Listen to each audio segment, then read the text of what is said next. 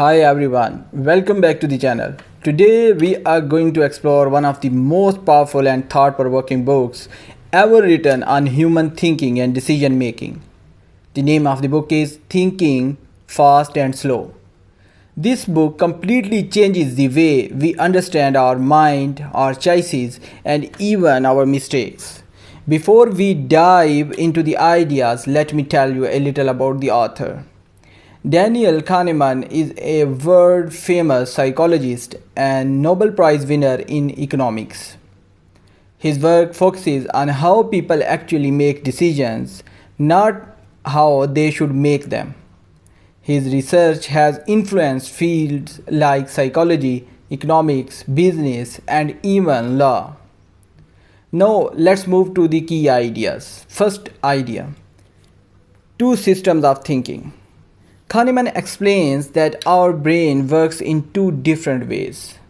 System 1 is fast. It is automatic, emotional, and requires no effort. For example, recognizing a face of a person, or answering a simple question, or reacting quickly. But on the other hand, System 2 is slow. It is logical, analytical, and requires a lot of effort. For example, solving a math problem or making a complex decision. So most of the time we rely on System 1, and that's where problems begin. The second key idea of this book is cognitive biases. As you know, we depend on fast thinking. We often make mistakes called cognitive biases. These are mental shortcuts. They help us to save time, but on the other hand, they can lead us in the wrong direction. For example, we judge people quickly. We also make assumptions quickly and believe things without enough evidence. The third key idea of this book is overconfidence. We often think we know more than we actually do. This overconfidence makes us take wrong decisions, whether in business, studies, or daily life. We trust our opinions too much, even when they are flawed. The fourth key idea of this book is anchoring effect. Anchoring effect means our decisions are heavily influenced by the first information that we received. For example, if someone tells you a high price first, your mind gets anchored to that number and everything else feels cheaper or more reasonable. Even irrelevant information can influence our judgment. Fifth key idea of this book is about loss aversion. One of the most powerful idea of this book, I think so, because losses hurt more than gains feel good. This is the natural innate ability of a human, or we can say that we think like that losses hurt more than gains feel good. Losing $1,000 feels more painful than the happiness of gaining $1,000.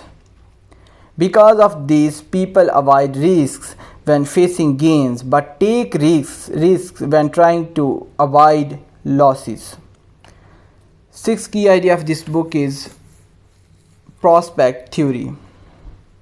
This idea explains how people make decisions under certainty. Instead of thinking logically, we think emotionally. We don't look at final outcomes, we focus on gains and losses.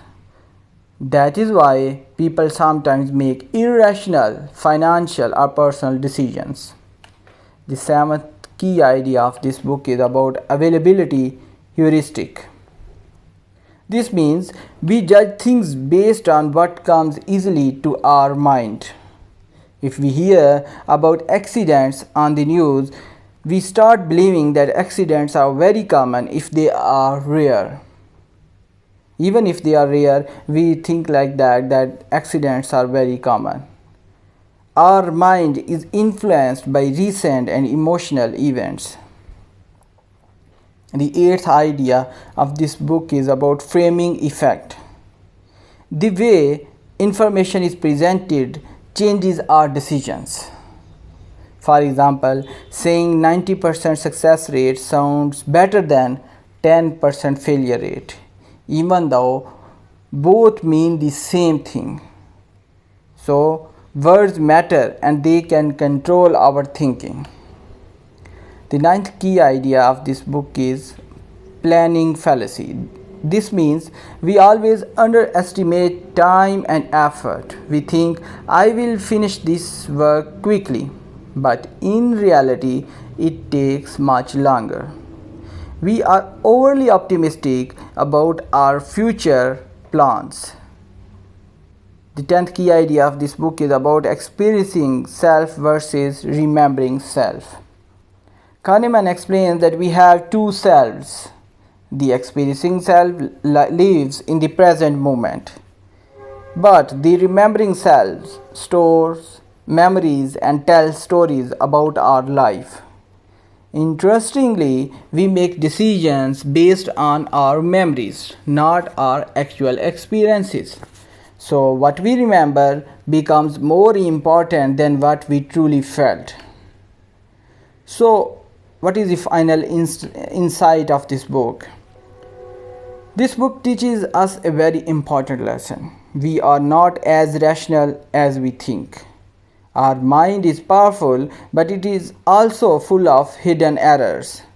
By understanding these mistakes, we can make better decisions in life, whether in studies, teaching, business, or relationships. The real value of this book is awareness, and awareness is play a very vital role in human life. Once you become aware of your thinking patterns, you start questioning your judgments and avoiding common mistakes and improving your decision making. So by avoiding common mistakes and improving your decision making, you will become successful. So if you want to understand how your mind works and how to think smarter, this book is a must read subject for you. Thank you for watching. If you found this video helpful, don't forget to like, share and subscribe. See you in the next video.